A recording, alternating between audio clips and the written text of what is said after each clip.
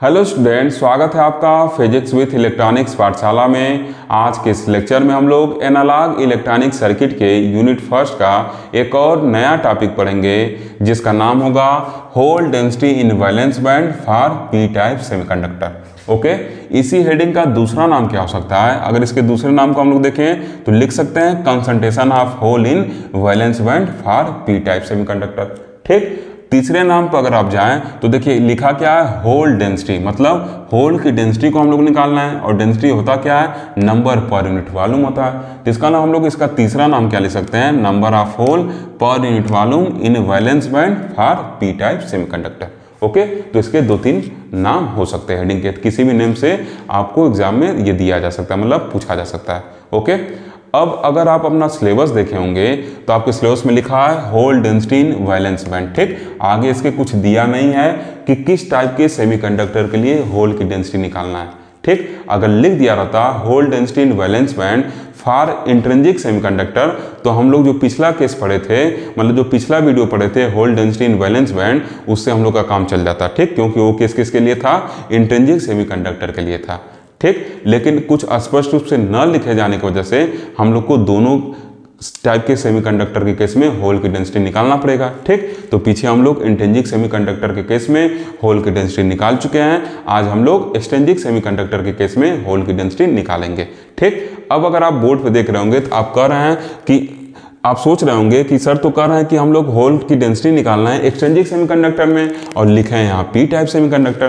तो अरे भाई, जो पी टाइप सेमीकंडक्टर होता है ये एक्सट्रिंसिक सेमीकंडक्टर का टाइप ही तो होता है। तो चाहे आप यहाँ पी टाइप सेमीकंडक्टर लिखिए चाहे एक्सट्रिंसिक सेमीकंडक्टर लिखिए, बात क्या है, बराबर है। ठीक, जो एक्सट्रिंसिक सेमीकंडक्टर होते हैं वो दो टाइप के होते हैं, एक एन टाइप होता है और एक क्या होता है, पी टाइप होता है। ठीक, तो एन टाइप सेमीकंडक्टर के केस में जो इलेक्ट्रॉन होता है वो मेजॉरिटी चार्ज कैरियर होता है और इलेक्ट्रॉन रहता है किसमें, कंडक्शन बैंड में। जो इलेक्ट्रॉन फ्री होकर जाता है वो कंडक्शन बैंड में रहता है। ठीक, तो इस वजह से जो पिछला वीडियो हम लोग देखे थे वो क्या था, electron density in conduction band for N type semiconductor. ठीक, एन टाइप सेमीकंडक्टर क्या है, एक्सट्रिंसिक सेमीकंडक्टर है। तो पिछले वाले वीडियो के हेडिंग को भी आप ऐसे लिख सकते हैं, electron density in conduction band for extrinsic semiconductor. Okay, और आज का जो हम लोग का हेडिंग है इसमें पी टाइप सेमीकंडक्टर लिखे हैं। क्यों? क्योंकि पी टाइप सेमीकंडक्टर में होल जो होता है मेजॉरिटी चार्ज कैरियर होता है और होल रहता किसमें, वैलेंस बैंड में रहता है। तो इस वजह से हम लोग क्या लिखे हैं, hole density in valence band for P type semiconductor. ठीक, ये जो पी टाइप सेमीकंडक्टर है ये क्या है, एक्सट्रिंसिक सेमीकंडक्टर का टाइप है। तो आपको मन करे तो यहाँ लिख सकते हैं for extrinsic semiconductor. Okay, heading ओडिंग सब कुछ आपको स्पष्ट रहना चाहिए ताकि कोई कंफ्यूजन ना हो। इसी वजह से हर एक वीडियो में हेडिंग पे फोकस करता हूँ पहले, फिर कंटेंट को स्टार्ट करता हूँ। हेडिंग क्लियर हो गया ना? आप चाहे यहाँ एक्सट्रिंसिक लिखिए चाहे पी टाइप लिखिए, बात बराबर है। ठीक, होल को हम लोग पी टाइप में निकालेंगे क्योंकि पी टाइप में होल मेजॉरिटी चार्ज कैरियर होता है और होल रहता किसमें, वैलेंस बैंड में रहता है। इस वजह से यहाँ पे वैलेंस बैंड भी लिखेंगे। इलेक्ट्रॉन को किस में निकालेंगे, एन टाइप में निकालेंगे क्योंकि एन टाइप में इलेक्ट्रॉन मेजॉरिटी चार्ज कैरियर होता है और फ्री इलेक्ट्रॉन जो कंडक्शन करेंगे वो फ्री होकर जाएंगे तभी कंडक्शन करेंगे। ठीक, मतलब यहाँ से कोवेलेंट बॉन्ड को तोड़ के ऊपर जो जाएंगे कंडक्शन बैंड में फ्री कोई कंडक्शन करते हैं। तो इस वजह से वहाँ पे इलेक्ट्रॉन वाले केस में हम लोग कंडक्शन बैंड लिखते हैं कि electron density in conduction band. इतना चीज क्लियर? ठीक, अब देखिए आते हैं मुद्दे पर कि आज जो हम लोग को पढ़ना है उसको देखते हैं। तो देखिए पी टाइप सेमीकंडक्टर का एनर्जी बैंड डायग्राम जो है वो आप पीछे के क्लासों में पढ़ के आए हैं, वो कुछ ऐसे होता है। ठीक, ऊपर क्या रहता है, कंडक्शन बैंड रहता है, नीचे क्या रहता है, बैलेंस बैंड रहता है। ठीक, ऊपर कंडक्शन बैंड नीचे बैलेंस बैंड और इन दोनों के बीच का जो एनर्जी गैप होता है उसको हम लोग फॉरबिडन एनर्जी गैप कहते हैं। ठीक, अब पी टाइप सेमीकंडक्टर बनाते टाइम हम लोग इसमें क्या करते हैं, ट्राईवैलेंट इम्प्योरिटी ऐड करते हैं। ट्राईवैलेंट इम्प्योरिटी ऐड करने की वजह से होल क्रिएट होता था, पीछे क्लास में आप पढ़े हैं। ठीक, तो होल क्रिएट करना मतलब क्या, जिस एटम के पास होल रहेगा तो हम क्या करेंगे, क्या कर सकते हैं, होल मतलब खाली जगह, मतलब उसको एक्सेप्टर एटम भी कह सकते हैं। ठीक, तो अगर आप पीछे देखे होंगे तो पी टाइप सेमीकंडक्टर के केस में इस फॉरबिडन एनर्जी गैप में, मतलब ईसी के नीचे और ईवी के ऊपर का जो एनर्जी गैप है इसको फॉरबिडन एनर्जी गैप कहते हैं। इस फॉरबिडन एनर्जी गैप में एक एक्सेप्टर लेवल लाई करता है। ठीक, जो क्या होता है, बैलेंस बैंड के जस्ट ऊपर लाई करता है, जो top of the balance band क्या करता है, लाई करता है। ठीक, और एन टाइप के केस में क्या होता था, एक डोनर लेवल लाई करता था जो कंडक्शन बैंड के नीचे लाई करता था, ठीक। और पी टाइप के केस में क्या है, एक एक्सेप्टर लेवल लाई करता है जो क्या होता है, top of the valence band होता है। इसका पोजीशन क्या होगा, इस वैलेंस बैंड के ऊपर होगा और इस फॉरबिडन एनर्जी गैप में होगा, ठीक। और इस एक्सेप्टर लेवल और इस बैलेंस बैंड का जो हाईएस्ट एनर्जी मतलब ईवी, मतलब ईए और ईवी के बीच में क्या होता है, ईवी और ईए के एग्जैक्ट बीच में फर्मी लेवल भी क्या करता है, लाई करता है, ठीक। ये सब आप पिछले क्लास में पढ़ के आए हैं, इस वजह से ज़्यादा मैं इसको डिटेल में नहीं जा रहा हूँ। इतना चीज़ क्लियर। क्या होगा, ऊपर कंडक्शन बैंड, नीचे वैलेंस बैंड, इनके बीच के जो एनर्जी गैप होगा उसको फॉरवर्डिंग एनर्जी गैप कहते हैं। इस फॉरवर्डिंग एनर्जी गैप में क्या होता है, एक एनर्जी लेवल लाई करता है जिस पर एक्सेप्टर एटम बैठे रहते हैं। इस वजह से इस एनर्जी लेवल को हम लोग क्या कहते हैं, एक्सेप्टर लेवल कहते हैं। और इसको देखिए ई से दिखाएं, ए मतलब क्या, एक्सेप्टर, और ई मतलब क्या, एनर्जी। क्लियर। तो ये क्या हो गया, एक्सेप्टर एटम है और जो एनर्जी है जिस पे बैठे हैं उसको एक्सेप्टर एनर्जी या एक्सेप्टर लेवल कहेंगे। क्लियर। और ईए और ईवी के बीच में क्या करेगा, ये आपका फर्मी लेवल लाई करेगा, ठीक। इसको हम लोग मैथमेटिकली प्रूफ भी कर देंगे आगे अभी कि ये एकदम इन दोनों के बीच में क्या करता है, लाई करता है। ओके, तो ये तो T इक्वल टू 0 केल्विन का ये केस है। T इक्वल टू 0 केल्विन पे ऐसा दिखता है, ठीक। लेकिन जैसे ही हम लोग एनर्जी को इंक्रीज करेंगे कैसे, इसके टेम्परेचर को बढ़ा के, ये क्या है, ये जो केस है ये 0 केल्विन का है, ठीक। जैसे कुछ टेम्परेचर दिए, मान लीजिए T केल्विन दिए, एक वेरी लो टेम्परेचर की बात कर रहे हैं, ठीक। तो क्या होगा, एट वेरी लो टेम्परेचर क्या होगा, जो इलेक्ट्रॉन है ये क्या होंगे, इस वैलेंस बैंड से इसमें कूद के चले जाएंगे, किसमें, इस एक्सेप्टर लेवल पर, क्योंकि यहाँ पर क्या होल है, तो होल जब रहेगा तो ये क्या करेगा, इलेक्ट्रॉन को अपने तरफ बुलाएगा, अट्रैक्ट करेगा ना। तो देखिए इनके बीच का एनर्जी गैप क्या है, बहुत कम है, तो इसका मतलब कम ही एनर्जी चाहिए इस होल को यहाँ से यहाँ जाने के लिए, ठीक। तो लो टेम्परेचर पे हम लोग का काम चल जाएगा। तो एट लो टेम्परेचर क्या होगा, ये इलेक्ट्रॉन यहाँ से क्या करेंगे, जाकर इसमें बैठ जाएंगे और यहाँ पे क्या होगा, इलेक्ट्रॉन बैठ गया और यहाँ क्या हो जाएगा, होल क्रिएट हो जाएगा। ऐसे ही मान लीजिए ये इलेक्ट्रॉन क्या हो गया, यहाँ से जाकर इसमें बैठ गया, यहाँ इलेक्ट्रॉन बैठ गया और यहाँ पे क्या हो जाएगा, होल क्रिएट हो जाएगा। क्लियर। ऐसे ही ये वाला जो इलेक्ट्रॉन है, मान लीजिए एनर्जी पा गया, ये चला गया, इसमें जाकर बैठ गया और क्या हो गया, यहाँ पर होल क्रिएट हो गया। क्लियर। तो ऐसे क्या होता है, वेरी लो टेम्परेचर पे क्या होता है, इस वैलेंस बैंड में होल क्रिएट हो जाता है। तो अब हम लोग को बताना है कि कितने नंबर ऑफ होल इस वैलेंस बैंड में क्रिएट हुए हैं, मतलब डेंसिटी ऑफ होल क्या होगी इस वैलेंस बैंड में, वही हम लोग को बताना है। बात क्लियर है। देखिए ये जो एक्सेप्टर लेवल है ये क्या होगा, इस वैलेंस बैंड के ऊपर ही लाई करता है, जस्ट ऊपर इसके होता है, ठीक। ये तो गैप हम ज्यादा बनाए ना, और कम गैप होता है, ठीक। तो ये क्या होता है, इसके ऊपर लाई करता है, ठीक। इसके पास क्या होंगे, एक्सेप्टर एटम होंगे। एक्सेप्टर एटम मतलब क्या, वो क्या करेंगे, इलेक्ट्रॉन को एक्सेप्ट करेंगे, क्योंकि उनके पास होल रहेगा। होल क्यों होता है, क्योंकि हम लोग प्योर सेमीकंडक्टर में ट्राइवेलेंट इंप्योरिटी ऐड करते हैं, तो ट्राइवेलेंट इंप्योरिटी ऐड करेंगे तो एक उनके पास होल बचा रहता है, ये पीछे इंटर में आप पढ़ चुके हैं, ठीक। तो ये क्या करेगा, थोड़ा सा भी एनर्जी हम लोग देंगे तो इलेक्ट्रॉन को एक लेवल मिल जा रहा है बैठने के लिए, तो कूद के यहाँ से चल जाएगा, इस एक्सेप्टर एटम द्वारा एक्सेप्ट कर लिया जाएगा और यहाँ पे अपने पीछे होल छोड़ देगा। वैसे ये इलेक्ट्रॉन गया अपने पीछे होल छोड़ दिया, ये इलेक्ट्रॉन गया अपने पीछे होल छोड़ दिया, ठीक। तो अब ये होल की डेंसिटी क्या होगी वैलेंस बैंड में, वही हम लोग को आज बताना है।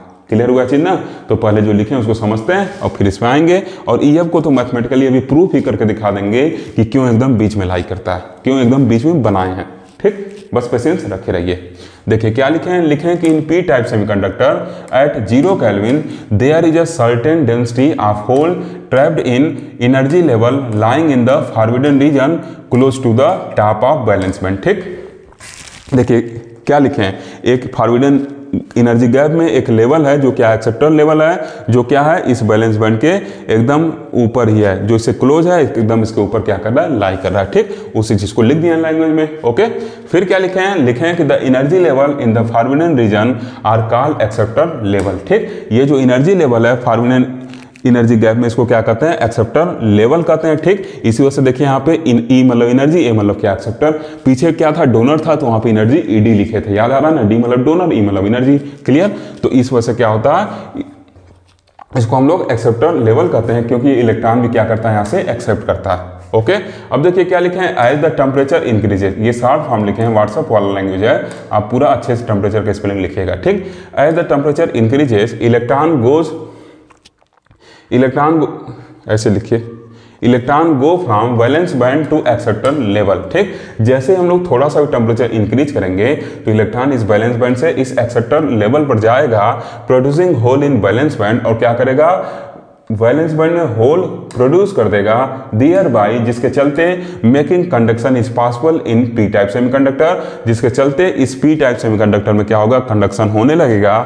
The energy band diagram of P type semiconductor is shown in the following figure, और जो पी टाइप सेमीकंडक्टर का एनर्जी बैंड डायग्राम है वो नीचे के फिगर में दिखाया गया है, इसके नीचे आप फिगर को बना लीजिएगा। यहाँ तक क्लियर ना। अब मैथमेटिकली हम लोग इसके चीज नंबर को, होल के नंबर को क्या करेंगे, सॉल्व करने की कोशिश करेंगे। तो पहले मैं लिखूंगा फिर आपको बताऊंगा, ओके। देखिए स्टूडेंट, पीछे हम लोग निकाल चुके थे नंबर ऑफ होल, ठीक। तो वही लिखा गया है कि the number of hole per unit volume in valence band can be written as, तो वो कैसे निकाले थे हम लोग, निकाले थे NH equal to integral -infinity to EV ZE1 FED करके हम लोग निकाले थे, ठीक। अगर आप ये वाला वीडियो नहीं देखे हैं तो प्लीज़ आप जाके पहले वीडियो देखिए, वहाँ पे ये सब समझाया गया कि कैसे इन सब चीज़ों को लिखा गया, ठीक। इसको इक्वेशन फर्स्ट कर दिए।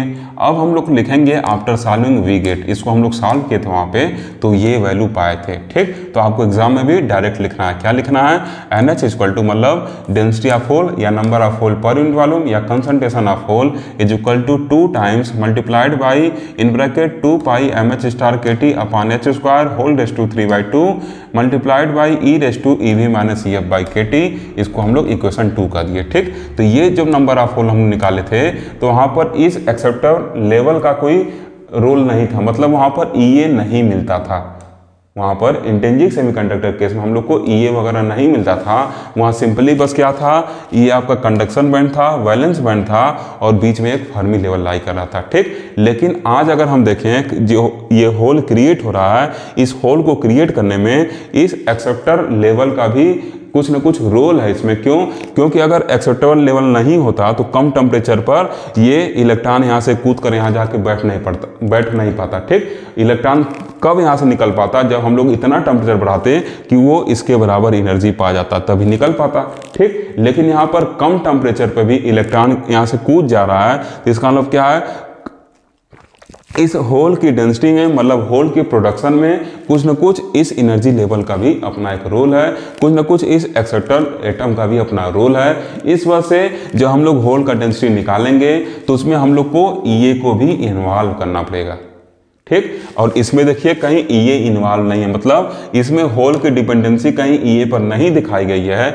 लेकिन जो हम लोग फिगर देख रहे हैं, इस फिगर में ये चीज़ हम लोग को पता चल रहा है कि होल क्रिएट हुआ है, तो उसके पीछे का कारण यही है कि उसके ऊपर एक एक्सेप्टर लेवल है जिसके वजह से होल क्रिएट हो रहा है। इसका मतलब जो डेंसिटी ऑफ होल है वो इस एक्सेप्टर लेवल पर भी डिपेंड कर रही है। अगर वो नहीं रहता तो कहाँ होल कम टेम्परेचर पर क्रिएट होता, नहीं होता। इस वजह से हम लोग को नंबर ऑफ होल जो है वो एक्सेप्टर लेवल मतलब EA के टर्म में लिखना पड़ेगा, ठीक। तो अब उसके लिए हम लोग अपने काम को आगे बढ़ाएंगे। इतना चीज क्लियर हुआ ना, गोल एकदम क्लियर रहना चाहिए, ठीक। जैसे पिछले केस में हम लोग क्या किए थे, यानी को ED के टर्म में लिखे थे, क्योंकि वहां पे डोनर लेवल रिस्पॉन्सिबल था कम टेम्परेचर पर इलेक्ट्रॉन को कंडक्शन बैंड में पहुंचाने का, और आज यहाँ पे एक्सेप्टर लेवल रिस्पॉन्सिबल है इसमें होल को क्रिएट करने के लिए एट लो टेम्परेचर, जिसको हम लोग T का यहाँ दिखा रहे हैं, T केल्विन।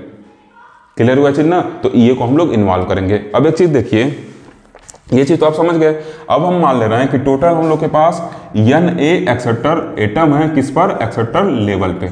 हम लोग मान ले रहे हैं कि टोटल इतने एक्सेप्टर एटम है, कहाँ पे, इस एक्सेप्टर लेवल पे, ठीक। जो एक्सेप्टर लेवल है ये वाला, इस पे टोटल मान ले रहे हैं Na एटम है।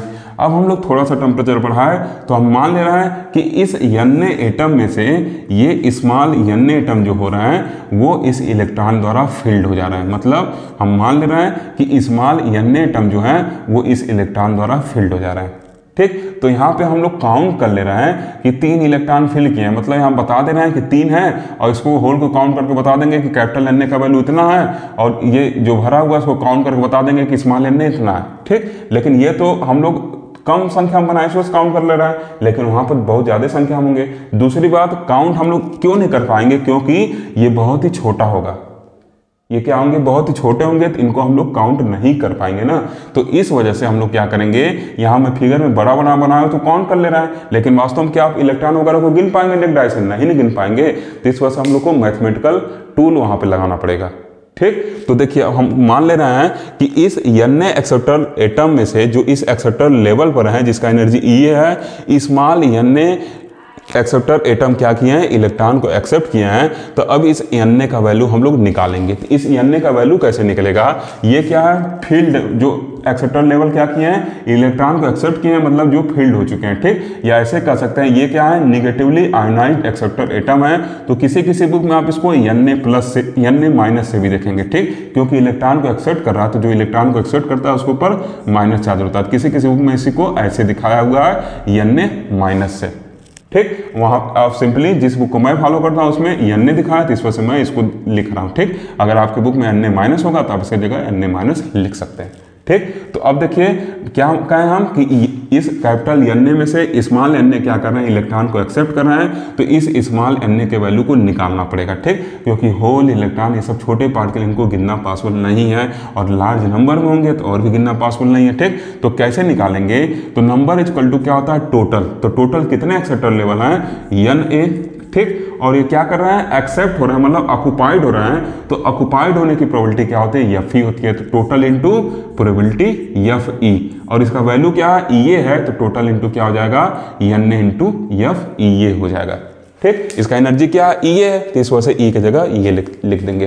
पिछले केस में ये डोनर एटम डोनेट कर रहे थे, तो वहां पे क्या था, कैपिटल ND को हम लोग माने थे टोटल डोनर एटम, और स्मॉल ND को माने थे कि वो अपना डोनेट कर रहे हैं, मतलब खाली हो रहे थे। तो small ND equal to capital ND, और प्रोबेबिलिटी क्या लिखे थे, 1 - FeD लिखे थे, क्योंकि खाली होने का नंबर निकाल रहे थे। ठीक, मतलब अनऑक्युपाइड का नंबर निकाल रहे थे। आज हम लोग ऑक्युपाइड का नंबर निकाल रहे हैं, क्योंकि इलेक्ट्रॉन को क्या कर रहे हैं, ये ऑक्युपाई कर रहे हैं। तो आज हम लोग ऑक्युपाइड का नंबर निकाल रहे हैं। तो ऑक्युपाइड की प्रोबेबिलिटी क्या होगी, F(E)A हो जाएगी, क्योंकि एनर्जी E है। जैसे पीछे हम लोग पढ़े हैं ना, ये Fe क्या होता है, ऑक्युपाइड स्टेट की एनर्जी, और 1 - Fe क्या होता है, अनऑक्युपाइड की एनर्जी। तो पिछले केस में डोनर था, तो इस वजह से वहां पे 1 - FeD यूज कर रहे थे, क्योंकि एनर्जी क्या था, डोनर का ED था। आज के इस केस में हम लोग क्या पढ़ रहे हैं, ऑक्युपाइड लेवल के बारे में बात कर रहे हैं, मतलब Na जो इलेक्ट्रॉन क्या कर रहे हैं, ऑक्युपाई कर रहे हैं, इलेक्ट्रॉन को जो एक्सेप्ट कर रहे हैं। तो इस वजह से आज प्रोबेबिलिटी हम लोग की Fe होगी, लेकिन एनर्जी क्या Ea है, इस वजह से F इंटू F(Ea) लिखेंगे यहाँ पे। क्लियर, और ये पीछे बता चुके हैं, number equal to total into probability होता है। टोटल कितने थे, कैपिटल N थे, तो उसमें प्रोबेबिलिटी से मल्टीप्लाई कर देंगे, तो कितने ऑक्युपाई हुए हैं, मतलब कितने एटम क्या किए हैं, इस इलेक्ट्रॉन को एक्सेप्ट किए हैं, उसका नंबर निकल जाएगा। ठीक, तो इसको हम लोग निकालने चल रहे हैं। ओके, क्यों ये हम लोग निकाल रहे हैं, अभी आगे जाकर आपको क्लियर हो जाएगा। ठीक, पहले इतना चीज आप समझ लीजिए जो लिखे हैं, तब फिर आगे चलेंगे, नहीं तो एक ही बार सब कुछ बताएंगे तो कंफ्यूज होंगे। ओके, तो देखिए क्या लिखे हैं, लिखे हैं कि since electron comes from valence band to acceptor level, therefore the density of filled acceptor level will be। तो क्या हो जाएगा, जो फील्ड हो रहा है, मतलब जो एक्सेप्ट कर रहे हैं, तो क्या हो जाएगा, Na equal to capital Na multiplied by F(E)A। Fe होता है, क्यों हम F(E)A लिख रहे हैं, क्योंकि एनर्जी क्या है, E की जगह E है। और क्यों प्रोबेबिलिटी ये लिख रहे हैं, क्योंकि हम लोग ऑक्युपाई लेवल की बात कर रहे हैं, पिछले केस में अनऑक्युपाई लेवल की बात कर रहे थे। तो अनऑक्युपाइड प्रोबेबिलिटी F(1 - F(E) होता है, ऑक्युपाइड की Fe होता है, एनर्जी क्या है, Ea है, तो F(E)A लिख दिए हैं। ठीक, इसको इक्वेशन 3 कर दिए हैं।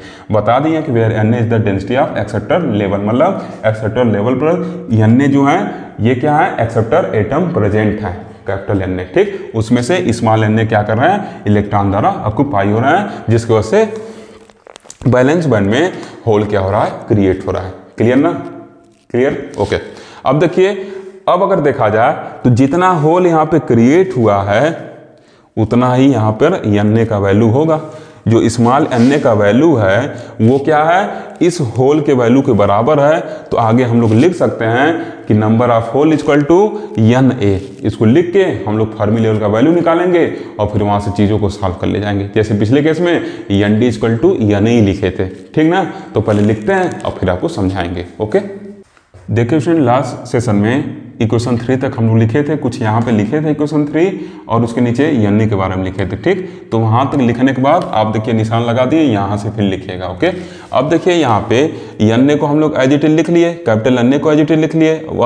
अब एफ ऑफ ई के वैल्यू लिखेंगे, तो एफ ऑफ ई का वैल्यू क्या होता है, 1/e minus ef by K T होता है। तो ई के जगह ई है तो क्या लिखेंगे इसका value 1/1 plus e minus ef by K T. ठीक, ई को ई से रिप्लेस कर देंगे। ओके, अब देखिए ये जो के है ये बोल्ट्जमैन कांस्टेंट है और इसका जो वैल्यू होता है 10⁻⁻³ आर्डर का होता है, एक बहुत ही छोटा वैल्यू है। ठीक, तो हम ऐसे लिख सकते हैं ना कि e माइनस ef जो होगा वो के टी से क्या होगा, बहुत बड़ा होगा, क्योंकि e माइनस ef का वैल्यू देखिए ये कुछ वैल्यू है। ठीक, और के क्या है 10⁻⁻³ आर्डर का, बहुत छोटा है इसके कंपेरिजन में। तो वही हम लिख सकते हैं कि e माइनस जो ef होगा वो क्या होगा, फॉर ग्रेटर होगा के टी से, या हम ऐसे भी कर सकते हैं कि e माइनस ef अपॉन के टी होगा वो फॉर ग्रेटर देन होगा 1 से।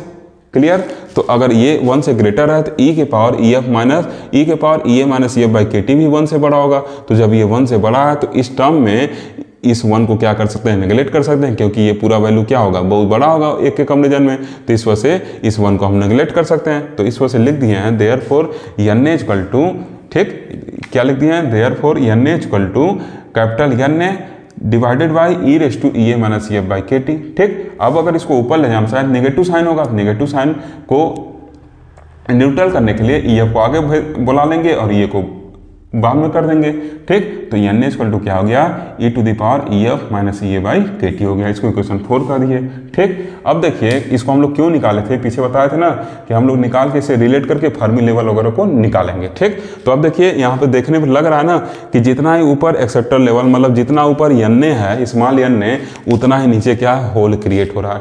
जो भरा हुआ उसको हम लोग स्मॉल n कहे थे, तो 3 स्मॉल n यहाँ भरा हुआ है, मतलब 3 भरा हुआ स्टेट है, यहाँ पे 3 भरा हुआ एक्सेप्टर एटम है, तो यहाँ पे 3 होल खाली है। इसका ना हम ये कह सकते हैं कि जो स्मॉल n का वैल्यू होगा लो टेम्परेचर पे वो नंबर ऑफ होल के बराबर होगा। ठीक, तो वही लिखे हैं कि but density of field acceptor level must be, field acceptor level मतलब n स्मॉल n, ठीक, must be equal to the density of hole in balance में। ठीक, आगे आप लिख सकते हैं एट लो टेम्परेचर। ठीक, that is NS equal to n। अभी NS का वैल्यू हम लोग निकाल चुके थे, उसको लिख दिए हैं। ठीक, और इस n के वैल्यू को लिख दिए हैं। ओके, यहाँ पर देखिए निकाले हुए हैं, तो वही लिखे ना कि from equation 2 and 4 we get, तो इक्वेशन 2 से इसके वैल्यू को लिख दिए, इक्वेशन 4 से इसके वैल्यू को लिख दिए। अब हम लोग यहाँ पे EF का वैल्यू निकालेंगे, और पहले मैं आपको बताऊंगा कि EF देखिएगा मैथमेटिकली 0 केल्विन बेस के बीच में लाई करेगा। ठीक, और फिर उसके बाद हम लोग क्या करेंगे, H का वैल्यू भी निकाल ले जाएंगे। ठीक, तो पहले लिखते हैं फिर आपको समझाएंगे।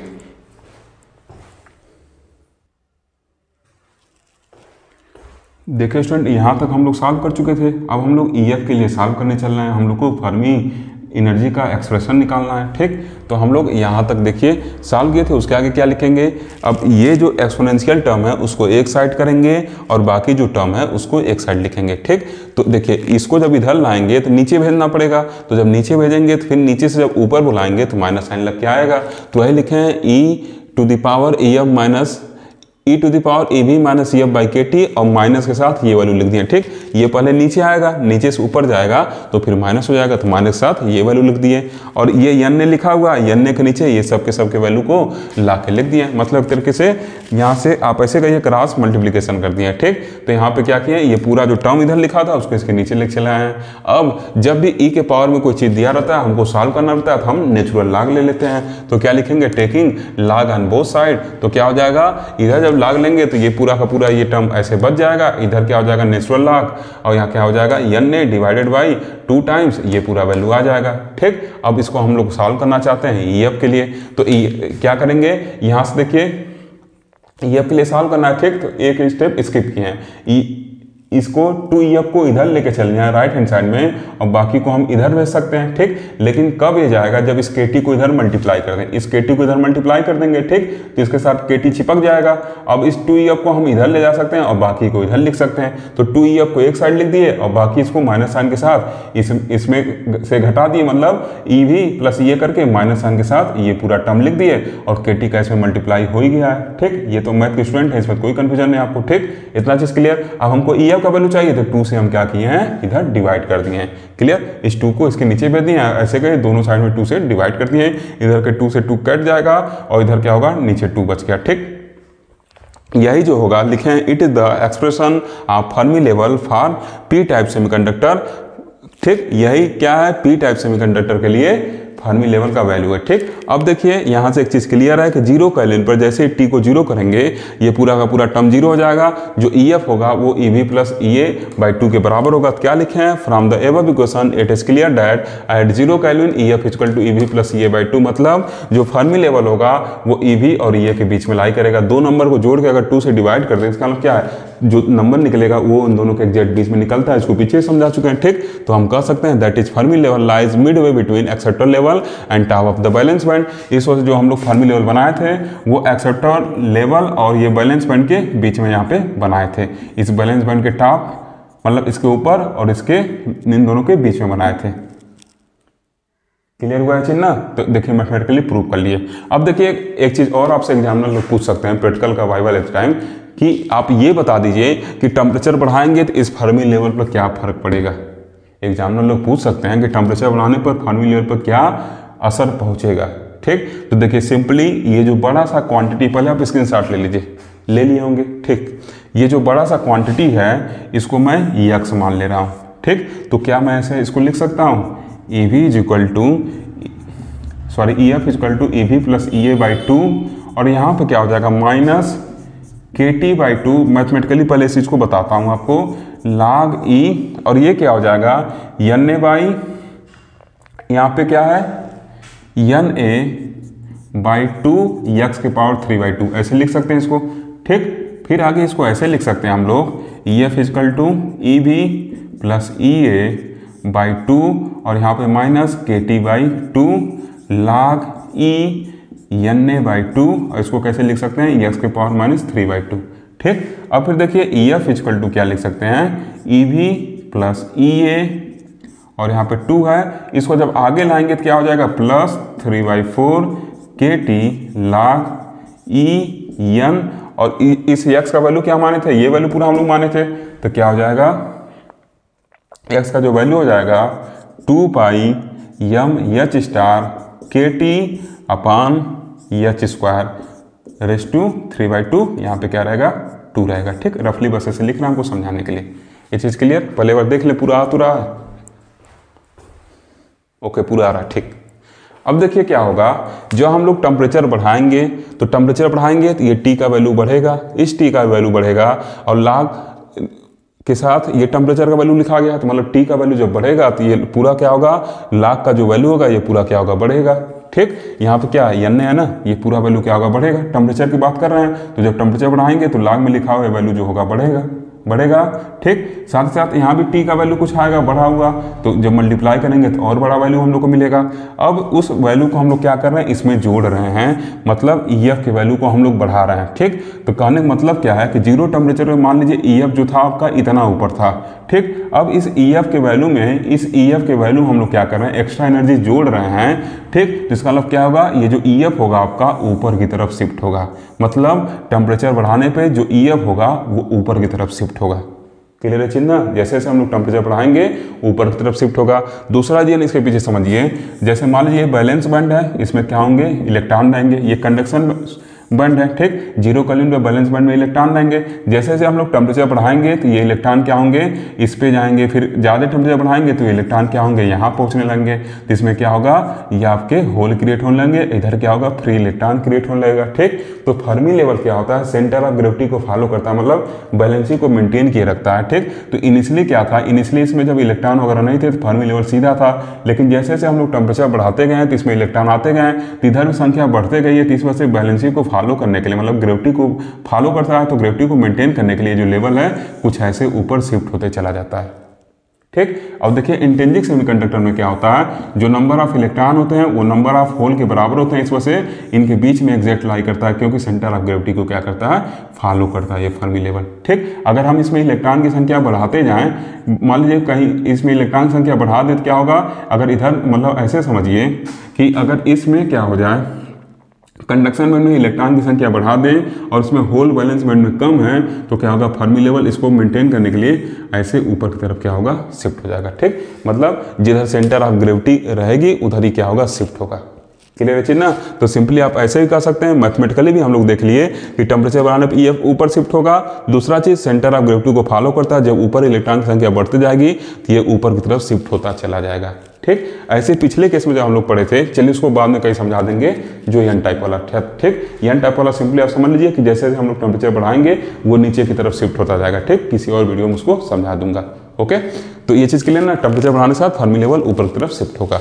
ठीक, आगे बढ़े। अब देखिए यहाँ तक हम लोग कर लिए हैं, अब आगे का हम लोग का क्या काम है, पहले उसको लिखेंगे और फिर आपको समझाएंगे। ओके, देखिए स्टूडेंट, लास्ट सेशन में जहाँ तक आप लिखे थे उसके आगे आप यहाँ से लिखिएगा। ओके, अब देखिए अब हम लोग को करना क्या है, ये जो NH था ये EV minus EF by KT के टर्म में था, और स्टार्टिंग में बताया था कि NH को हम लोग को क्या करना है, EA के टर्म में एक्सप्रेस करना है। ठीक, तो अब हम लोग क्या करेंगे, जो इक्वेशन नंबर 5 में EF का वैल्यू मिला था वो EA के टर्म में मिला था। ठीक, तो सिंपली हम क्या करेंगे, यहाँ पर EF का वैल्यू ले आके पुट कर दें, EF के वैल्यू को पुट करके सॉल्व कर दें, या पहले हम EV माइनस EF का वैल्यू निकाल लें और उस वैल्यू को ले आके पुट करके सॉल्व कर लें। ठीक, दो तरीका हो सकता है। जब इस EF के वैल्यू को वहाँ ले आके पुट करेंगे तो EA हमको उसमें मिलने लगेगा। ठीक, तो देखिए क्या किए हैं हम, पहले EV माइनस EF को सॉल्व कर लिए हैं और फिर इसके वैल्यू को लेकर पुट किए हैं। ठीक, आपको मन किया डायरेक्ट यहाँ पे पुट करके तो उसके बाद सॉल्व कर लीजिए।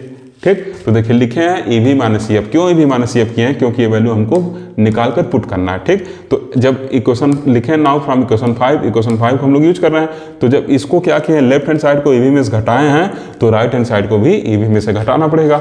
तो EV minus EF equal to EV minus ये वैल्यू पूरा लिखे हैं। तो अब देखिए ये माइनस साइन के साथ आएगा, यहाँ माइनस था वो प्लस हो जाएगा।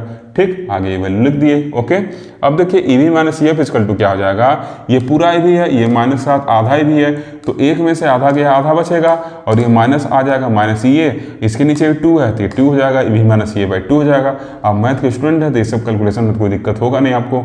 अब फिर KT बाई 2 हो गया और log E और ये पूरा वैल्यू एज इट इज लिख दिए। ठीक, इसको इक्वेशन 6 कर दिए हैं। अब इस इक्वेशन को लेके इक्वेशन 2 में पुट कर देंगे। ठीक, तो तब जैसे इस इक्वेशन को लेकर इक्वेशन 2 में पुट करेंगे, हम लोग का जो इक्वेशन 2 है वो EA के टर्म में आ जाएगा। ठीक, तो लिखे हैं using equation 6 in equation 2 comma we get, तो NH equal to 2 multiplied by 2 pi MH star KT upon H square whole raise to 3/2 और फिर E to the power EV minus EF के वैल्यू को हम लोग यहाँ से इक्वेशन 6 से पूरा पुट कर दिए हैं और नीचे हर एक वैल्यू को KT से क्या कर दिए हैं, डिवाइड कर दिए हैं। ठीक, यहाँ भी एक बड़ा ब्रैकेट रहेगा, यहाँ भी क्या रहेगा, एक बड़ा ब्रैकेट रहेगा, इसको हम लोग क्या किए हैं, KT से डिवाइड कर दिए हैं। ठीक, अब देखिए ये E के पावर ये वैल्यू है। ठीक, और फिर प्लस के साथ A वैल्यू लिखा हुआ E के पावर x प्लस y कहीं लिखा रहा है तो E के पावर x इंटू E के पावर y लिख सकते हैं। ठीक, अगर हम क्या करें, KT से इसमें डिवाइड कर रहे हैं तो यहाँ KT आ जाएगा। ठीक, डायरेक्ट मैं लिखा हूँ इस वजह से आप समझा दे रहा हूँ, यहाँ पे KT आ जाएगा। ठीक, और क्या होगा, जो यहाँ वाला KT होगा वो कैंसिल हो जाएगा। क्लियर, ये तो अंडरस्टूड है ना, जब KT डिवाइड करेंगे तो यहाँ KT आ जाएगा और KT वाला जो वैल्यू क्या होगा, कैंसिल हो जाएगा। ठीक, एग्जाम में भी आपको डायरेक्ट लिखना है, एक एक लाइन लिखने की जरूरत नहीं है। ओके, तो ये टर्म कुछ ऐसे बचा। अब हम इसको E के पावर इसको अलग लिख सकते हैं और ये जो 1/2 है इसको इसके ऊपर भेज सकते हैं। ठीक, इसको क्या कर सकते हैं, इसके ऊपर भेज सकते हैं, तो 1/2 को यहाँ भेज सकते हैं। ठीक, ऐसे इसको लिख सकते हैं। क्लियर, अब फिर क्या लिखेंगे, जब इसको अलग अलग करेंगे तो E के पावर x इंटू E के पावर y क्या होगा, E के पावर x प्लस y क्या होगा, E के पावर x इंटू E के पावर y होगा। तो ये जो वैल्यू है इसको अलग से लिख लिए। अब देखिए फिर ये क्या होगा, E के पावर ये वैल्यू आएगा, तो जब यहाँ पे E के पावर log कुछ लिखा जाता है, E के पावर log समथिंग, मतलब मान लीजिए x ही है तो क्या होता है, x के बराबर होता है। तो ये E के पावर log में वैल्यू है तो वो इस वैल्यू के बराबर होगा। ठीक, तो इस वैल्यू को यहाँ लिखे हैं, यहाँ देखिए थोड़ा सा कट रहा है, ये पावर क्या है, हाफ है। ठीक, यही वाला पावर जो लिखे थे यही वाला पावर वहाँ पे है, हाफ लिखा हुआ है। ओके, बात समझ में आया ना। तो 2 स्टेप मैं स्किप किया था, आप भी उसको स्किप कर लीजिएगा, डायरेक्ट ये वैल्यू लिखिएगा। ठीक, एक KT से भाग देने वाला और दूसरा हाफ को जो ऊपर ले गया हूँ, 2 स्टेप स्किप किया हूँ, तो आप भी स्किप करके डायरेक्ट लिखिएगा। ठीक, ये चीज़ें हम लोग तीसरी चौथी बार कर रहे हैं। पिछले भी केसों में बस यही अंतर क्या रहता था, वहाँ पे ND और MS की जगह M यूज़ करते थे। ठीक, पिछले केस में भी सेम तरीके से हम लोग प्रॉब्लम को डील किए थे। ओके, तो ये चीज़ हो गया, यहाँ पे हाफ कट रहा है, इसको 1/2 इसके ऊपर लिख लीजिएगा, यही वाला हाफ वहाँ पर लिखा हुआ है। ठीक, अब इसको हम लोग सॉल्व करेंगे, तो अब देखिए यहाँ पे 2 लिखा हुआ है। ठीक, और ये जब पावर को नीचे लाएंगे तो 2 के पावर हाफ है, मतलब नीचे क्या है, √2 लिखा हुआ है। और इस 2 को हम लोग कैसे लिख सकते हैं, √2 लिख सकते हैं। ठीक, तो ये क्या होगा, 1 कट गया तो एक अंडर रूट बचा, इसी को हम लोग 2 के पावर हाफ लिख सकते हैं। और फिर यहाँ n के पावर भी हाफ है, ठीक, तो n के पावर हाफ भी इसके साथ करके ऐसे लिख सकते हैं, चाहे इन दोनों को एक साथ करके 2n के पावर हाफ लिख सकते हैं। क्लियर। और फिर देखिए यहाँ पे ये जो वैल्यू है जब 1/2 नीचे आएगा इसके पावर क्या हो जाएगा 3/4 हो जाएगा, और यहाँ पे 3/2 है, तो जब इसको ऊपर ले जाएंगे तो 3/2 माइनस 3/4 किसके बराबर आएगा 3/4 के बराबर आएगा। इसको ऊपर ले आकर सॉल्व किए तो पूरा वैल्यू सेम ऐसे आया है, पावर 3/4 हो गया है, ठीक। और फिर ये एज इट इज लिख दिए हैं, ठीक। यही हम लोग का क्या हो गया एक्सप्रेशन हो गया किसका, density of hole in valence band for P type semiconductor, ठीक। तो लिख दिए हैं this is the expression for hole density in valence band, ऐसे लिख लीजिए, पूरा लिख लीजिए जो हेडिंग था, hole density in valence band for P type semiconductor, ठीक। यही हम लोग का एक्सप्रेशन निकल गया। किसका एक्सप्रेशन, नंबर ऑफ होल का, किसमें, वैलेंस बैंड में, किसके लिए, पी टाइप सेमीकंडक्टर के लिए, ठीक। क्लियर है चीज ना, बस यहाँ सिंपली आपको थोड़ा सा मैथ लगाना है, ओके, आपका प्रॉब्लम सॉल्व हो गया, ओके।